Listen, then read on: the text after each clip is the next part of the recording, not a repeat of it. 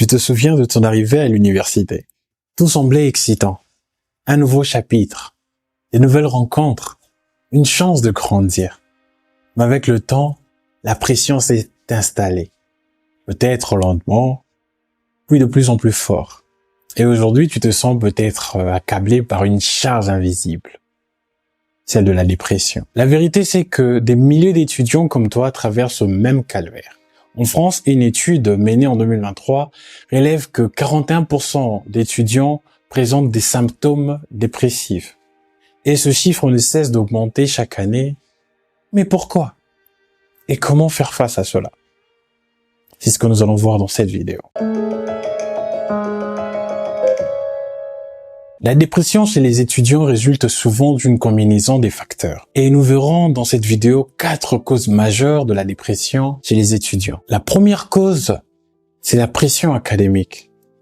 On t'a dit que l'université serait la clé de ton avenir, la porte de tes rêves. Mais au lieu de ça, c'est devenu une prison, avec des échéances, des examens, des notes qui te font douter de ta vraie valeur. La pression de réussir, de performer à tout prix, tout ça, c'est épuisant sur tes épaules. La deuxième cause majeure, c'est le problème financier. Quand tu passes ton temps à t'inquiéter pour tes frais de scolarité, ton logement ou même ta nourriture, c'est difficile de se concentrer sur autre chose.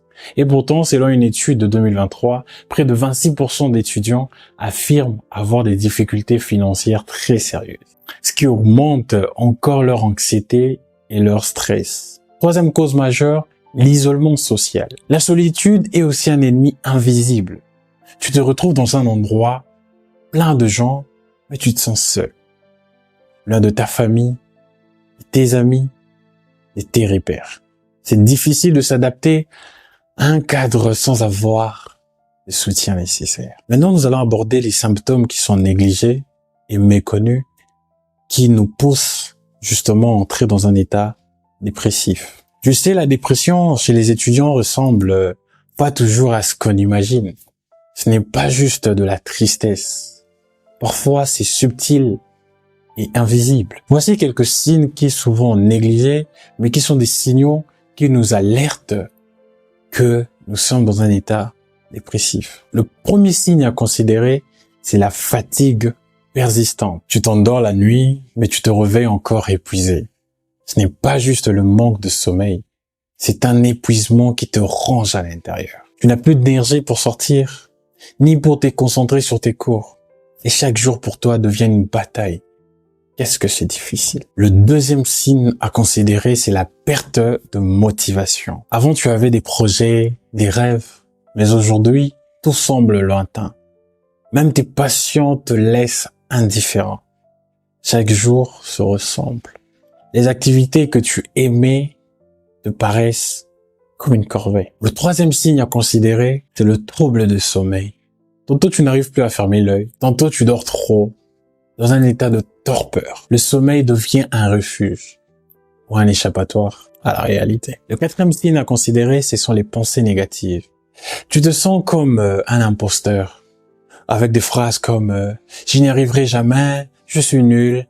Toutes ces pensées deviennent des compagnons de route. Et ça finit par faire mal à chaque heure, à chaque minute. Mais la bonne nouvelle, c'est qu'il existe des solutions. Tu n'es pas seul dans cette bataille.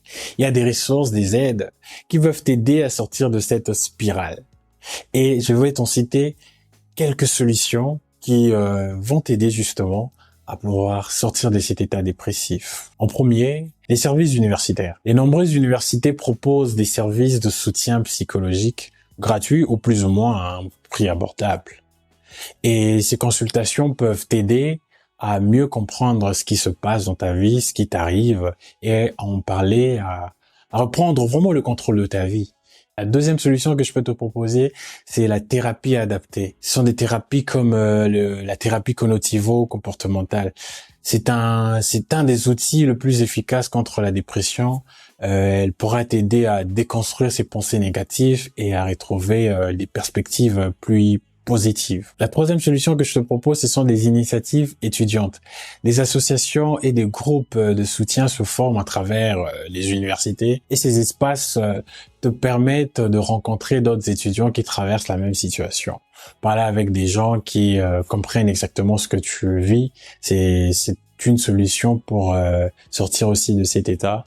Et c'est très important. D'ailleurs, je tenais à rappeler qu'au sein d'Afrimur, nous avons notre programme Guide Me qui justement est là pour accompagner les étudiants dans des problèmes quotidiens, les orienter.